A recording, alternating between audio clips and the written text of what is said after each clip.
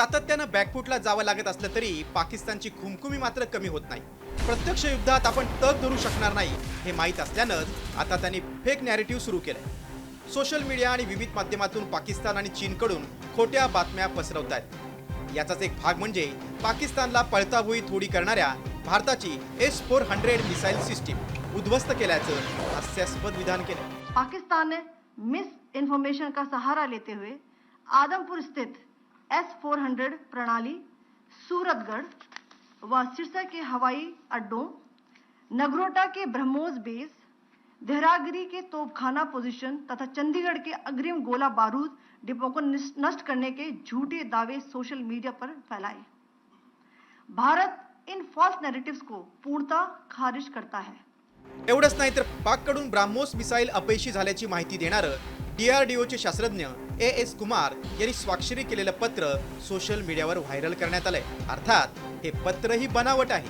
Pakistani claims about activities that they have undertaken continue to be heavy on lies, misinformation and propaganda. पाककडून भारतावर केलेल्या हल्ल्यात भारताचं कमी नुकसान झाल्याचं खुद्द परराष्ट्र सचिवांनीच सांगितलंय। मात्र पाकच्या नापाक कारवाया अद्याप थांबलेल्या नाहीत। पश्चिम सीमेवर पाकिस्तानी सैन्याची संख्या वाढवली जाते, त्यामुळे पाकचे मनसुबे भारतावर हल्ला करून युद्धजन्य परिस्थिती निर्माण करण्याची आहे। पाकिस्तान सेना के अग्रिम क्षेत्रों में सैनिकों की डिप्लॉयमेंट बढ़ती दिख रही है, जो स्थिति को और भड़काने की मंशा दर्शाती है। भारतीय सशस्त्र बल पूर्ण परिचालन तत्परता की स्थिति में है।